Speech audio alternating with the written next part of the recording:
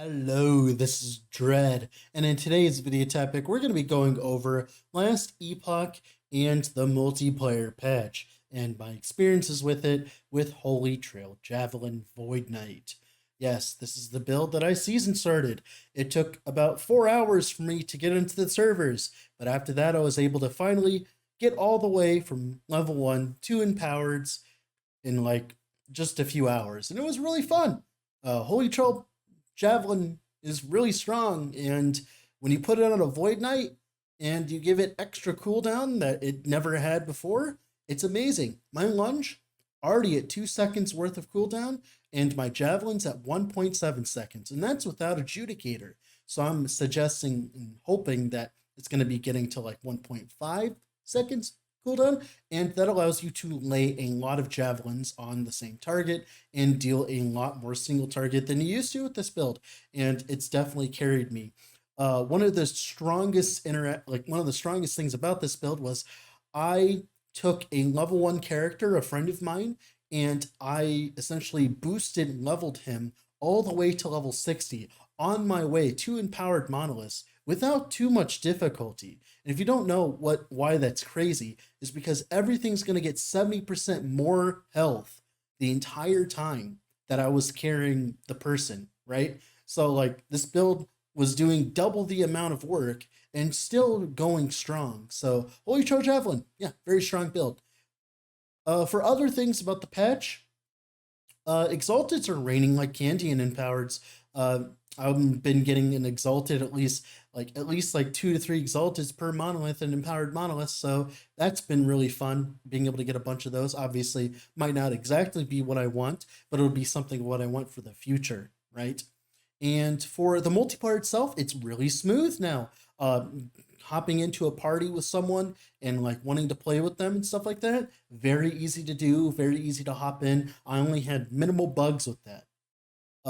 Other bugs that I've encountered, lunge right now, if you try to use it around like destroyable objects like crates and stuff like that, it will kind of like lock you in place like you're just standing there using the lunge animation. Now, to fix this, all you have to do is cast a different ability, right? Like reversal or javelin or something like that. But it is something that is very annoying and can get you killed.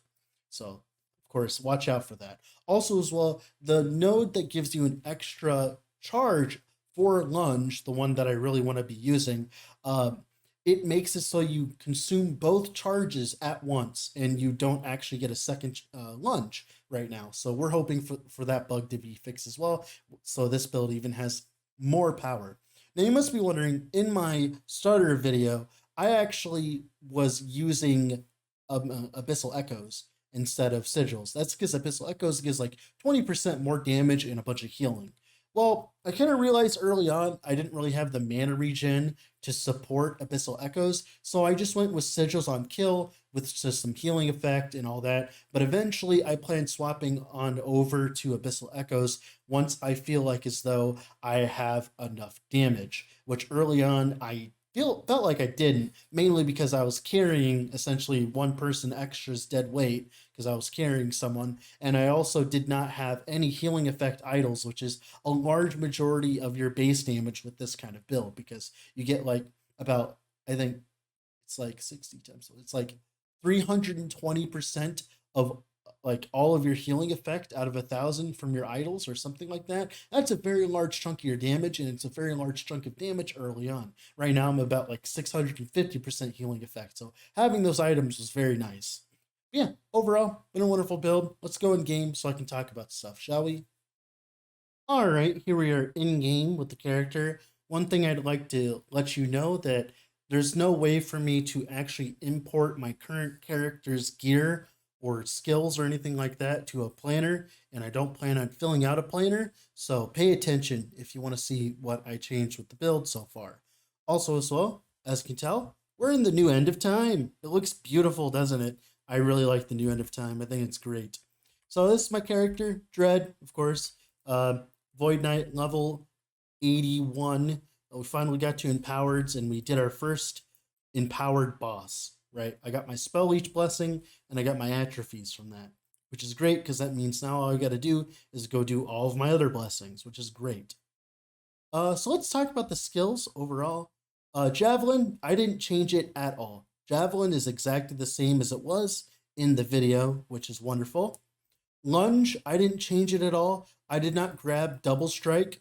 Eventually, when of course they fix the bug, you can grab double strike again to get that extra lunge charge. I'm not entirely sure how we'll get enough nodes for this. Probably take one node out of Dawn Charge, one node out of here, or something like that, and maybe one node out of Cold a Week, something like that. So I didn't change lunge at all. This is my current sigil setup. If you want to pause the video to look at it, here you go. But this is just a quick kind of a quick version of it until we can go back to Abyssal Echoes once I have, of course, enough mana regen, which I don't have right now.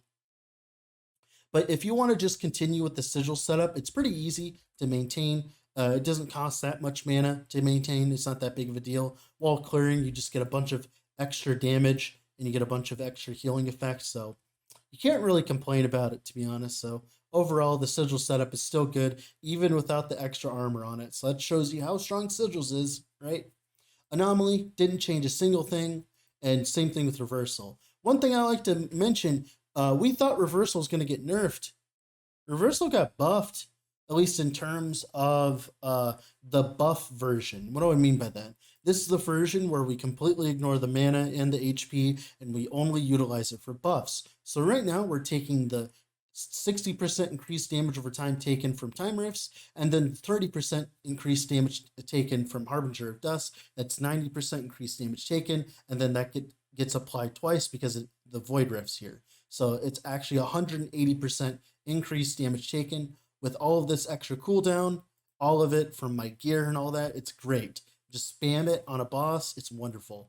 This node is really interesting and is going to be very interesting to mess with later on with different setups like Warpath and all that. Being able to spam, of course, reversal. So reversal actually got buffed in the buff way and nerfed in the mana way. But the mana version should still work, as you will have probably like an 8-second cooldown or a 7-second cooldown once if I take off time loss wisdom. So in theory, you should be great, even with the mana version, if you're using it for like sigils or something like that. So you should be good to go on that.